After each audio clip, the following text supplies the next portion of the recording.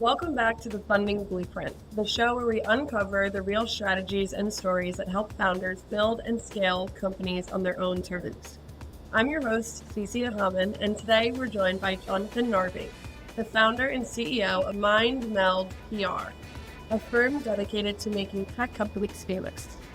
Jonathan has a fascinating perspective on both startups and media, having spent years as a journalist, news and politics columnist, and communications pro before launching his own agency.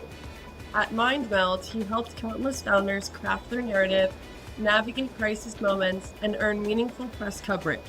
Not just attention, but the kind that moves the needle. But Jonathan isn't just an expert in PR. He's also a founder who's been through the highs and lows of building a business himself. On this episode, we'll talk about the smartest ways early-stage startups can approach the media, how to handle high-stakes interviews in crisis situations, and how to build a brand and narrative that actually supports your growth. We'll also dive into Jonathan's own journey as a founder, the lessons, the mindset shifts, and the resilience it takes to keep going when things get tough. So whether you're trying to tell your company's story more effectively, get press for your startup, or simply navigate the messy middle of entrepreneurship, this conversation is packed with actionable insights from someone who's lived it from both sides. Let's dive into it. Jonathan, welcome to the show. Good to be here. Thanks for having me, Cecilia. Of course, we're so excited to have you, and let's just jump right into it. So, as I've said, you've been on both sides of the media, as a journalist and as a PR founder. So my question is, from your perspective, what's the smartest way an early stage startup can approach getting press? What a great question. I love this question. There's many things I could point to. One thing is think about the audience you are reaching out to. What is the thing that they are interested in? And this is a good sort of piece of advice, whether you're a startup looking for their first piece of news coverage, or you're at a party interacting with total strangers. Try to figure out what it is they would be interested in, and don't just blurt out whatever it is that's very interesting and top of mind to yourself. So I'll give you a simple example. I have very frequently I'm talking with clients that are or prospects that are looking to launch their very first PR campaign, and the thing they want to talk about is we're launching, or we have launched, we just launched, we came out of stealth. And the question I always have for them is, okay, why does this matter? Like, there's 10,000 startups launching any given month, probably way more than that actually. What makes yours unique? Like, your coming out of stealth that's nothing. That's not news. Why? What is it about your product? What is it about your service that is world changing? How is this going to did you build the better light bulb? Did you for a particular business function, if you're B2B, did you just reduce the amount of time that it takes to do this thing by 80%? Or did you reduce the cost by half or something like that? How are you moving the needle? So I think it's not so much about what is the trick or tactic that's going to get a reporter's attention. It's more from a strategic standpoint. What is the thing, or even better, what are the things that you can say that are going to really resonate with ideally not just one type of reporter, but many types of targets. Does that make sense? Yeah, absolutely. Kind of shifting a little bit here. A lot of founders dread media interviews, especially when stakes are high starting their own company. So what are a few simple but powerful media training techniques that you recommend to help founders show up confidently and deliver their message clearly? The first thing is figure out what your talking points are. What are the things that you must cover? Because maybe the interview is only going to take 2 minutes. Maybe it takes 10 minutes. Maybe it takes an hour. But certainly I've been in interviews where, let's say I was maybe, many years ago, let's say I was the junior comms person, and I desperately wanted to say something or communicate something. This was prior to Slack or other messaging capabilities that, I suppose instant messaging has been around for a while, so maybe I could have figured out a way, but it was sort of not my place in the hierarchy to, in the middle of an interview, try to wheel a CEO towards what he could be talking about. And maybe, actually, that's the worst time to do it, is in the middle of the interview. You really want to do this, because I guess the reason I bring that up is that, let's just say I've seen a couple of interviews go sideways because CEOs and founders and CTOs just did not have their talking points ready. What is the thing that if looking back, if you're going to look back on this interview without regrets, you can say, I said this thing, and that is the key thing that we want everyone to know about us. So you might be surprised, but some people don't do that prep. But do that prep. It's not about appearing slick. It's about getting your message out and figuring out what your message is, if that makes sense. Yeah, absolutely. So, on the flip side of that coin, there are some crisis moments that are inevitable for any company, big or small. So, when something goes wrong publicly, what are the first things a founder or leadership team should do to handle the situation effectively and to protect their reputation? Well, the instinct that some leaders have, and it is sort of the same instinct that a lot of 3-year-olds or 5-year-olds have, which is, I didn't do that. It's not my problem. Like, that's not nothing involved with us. And that generally is not a good way to go.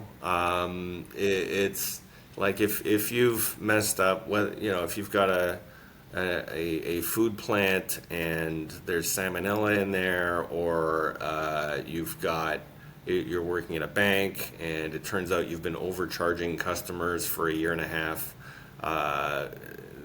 These are things that you need to address. You need to be seen as accountable. And even better than that, from a PR perspective, you want to show that you are not just solving the problem in your company, but being a leader in solving this problem worldwide. So, simple examples from the past include, you might remember there was an oil spill in the Gulf of Mexico, announced Gulf of America, I guess, maybe 8 or 10 years ago. British Petroleum, their pipeline just started spewing out millions of liters of oil into this very delicate ecosystem. It was not a good scene for that energy company. And prior to that, they were known as an oil company. Going forward, they were an energy company. Even better, a clean energy company. So they started investing in all kinds of clean energy products, and they changed from British Petroleum to Beyond Petroleum. I think they've since rebranded even again, but that was a good example of a company that takes ownership of this. And I think McDonald's is another one. I think maybe it was a different restaurant, but I think it was McDonald's of last year. They had some kind of there was a problem with some of their products at different restaurants, and they immediately said, "Well, look, we've changed up our suppliers as of today, and this is how we remain a leader in food safety." So it's anytime you see a crisis, look for the way to turn this into an opportunity. Absolutely. Kind of building off of that, initial, like you said, the deflection of, taking responsibility and ownership. Mm-hmm. What are some other mistakes that you've seen founders make when it comes to PR? I think hyper focusing on a particular angle that you like, that you're wedded to, is kind of that can be problematic if you're looking to get results in PR. So, any pitch that we put out, we are confident about it. We're not going to send out something that looks bad or is confusing. But we do occasionally have clients who are wedded to one particular way of promoting their business. So I'll give you an example. We had a client like many companies in all kinds of sectors these days that are affected by tariffs. They've lost a lot of business because of it, and as a result, they didn't want to talk about anything to do with tariffs. Well, that's on the surface might sound reasonable, but there's an opportunity here because there's so much damage being done to companies across the spectrum that reporters are hungry for any kind of story around tariffs. And obviously, you don't want to be going on a call with a reporter and saying, tariffs are killing our business and we don't know what to do. Like, that would be a bad message. That would be a dumb message. Don't do that. But instead, you might talk about, well, this is how we're adjusting our business strategy to overcome this. We are changing up our pricing. We're changing up our suppliers. We are adapting, doing X, Y, and Z. And that's how, yes, things are a little bit dicey right now, but this is why we anticipate in 2026, 2027, we're going to be the leaders in this particular niche. So I think, again, this comes back to turning a crisis into an opportunity and not being necessarily wedded to one particular type of story. Be willing to be nimble, adapt, and if you're getting good results on the PR front with a particular angle, okay, double down on that. Yeah, definitely. Let's now talk about your own personal founder journey. Talk us through, your experience creating MindMeld PR and some surprising challenges or lessons you've learned along the way. Sure. Well, I founded MindMeld PR maybe 6 or 7 years ago, at a time when it was pre-AI, but still there was a lot of activity in the tech sector, and still today, tech is driving the economy to a large extent. I've always been interested in tech from not so much from a standpoint of someone who builds tech or anything like that. Like, I don't know how to code, but I am fascinated and inspired by tech founders because I don't know that they get enough credit for, we're living in a time when, like, in some ways, this is the best time to be alive. If you're in the USA, Canada, somewhere in the West, you're benefiting from a technological convenience that we've never had before. So this is why we focused a lot. Like, a lot of our clients are in the tech sector, and another reason we got into that focus is just a lot of technology is about new.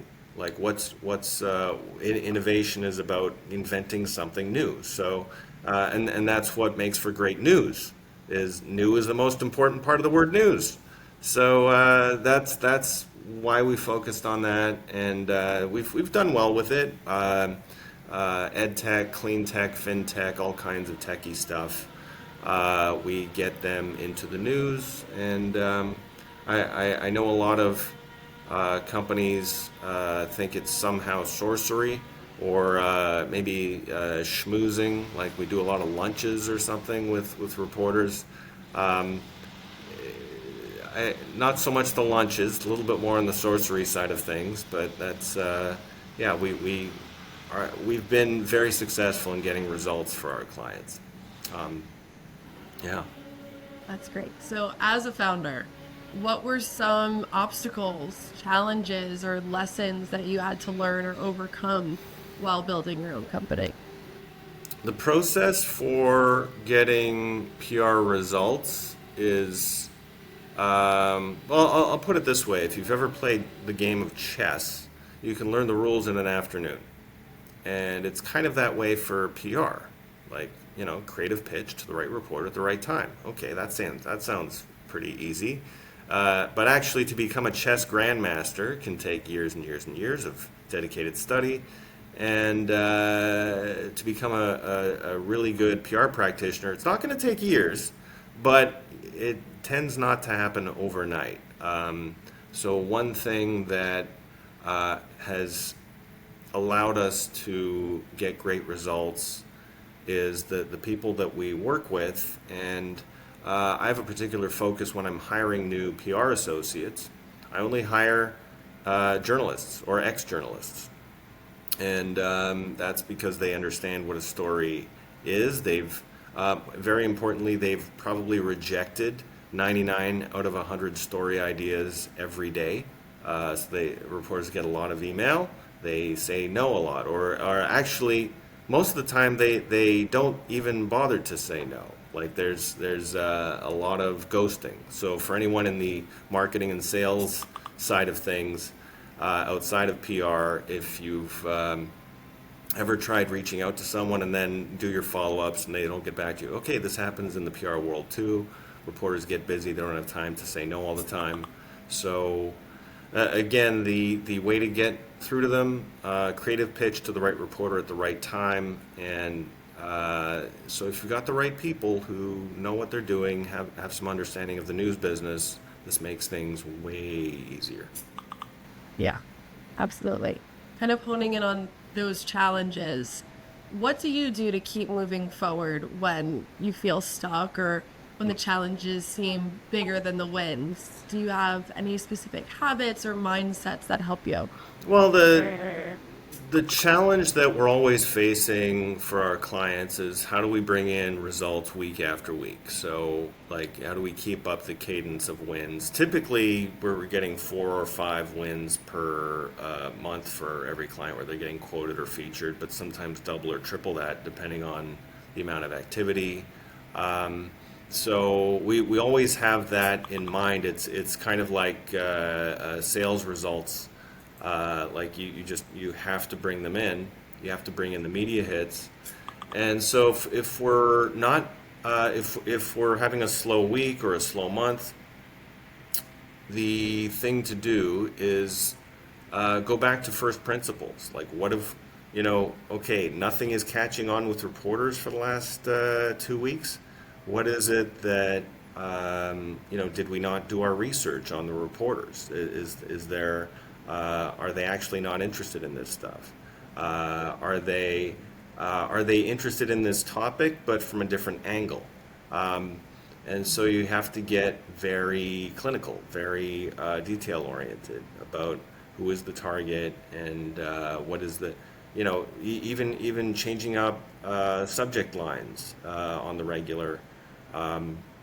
You have to get very nimble, very adaptive. And by the way, like subject lines are a good example of this. And there is a danger of getting a little bit too. Well, I don't know about if nimble is the word, but when I was doing PR on my own for clients before I had a team, I would often change up the subject line on a pitch for almost every single reporter. And that's probably not the greatest thing to do either on the PR front or the sales and marketing front, because you're not really able to learn from that. If literally every one of your interactions is unique, what have you learned? What can you put into practice for the next campaign? You want to be able to come out of out of a campaign with ideas about what worked, what didn't work, and how to improve. Yeah, definitely. So, brand and narrative obviously matter, but that can feel like an abstract concept to founders that are more focused on their product or their sales. So, what's your advice for founders who want to start building their brand and market presence while still keeping an eye on their growth, sales, and ROI? I think there's a misconception amongst some founders that a good product will sell itself. A list of features is what sells. Actually, no. This somewhat circles back to a point I was making a little bit earlier about what inspires us to do this work in the first place. We live in a very technologically advanced society where you can get anything at any time. And that means companies today are facing tons of competition because any product or service they put out, there's probably somewhere between 10 and 10,000 competitors. So you're not going to be able to compete on the basis of a feature set. It's just not going to happen for you.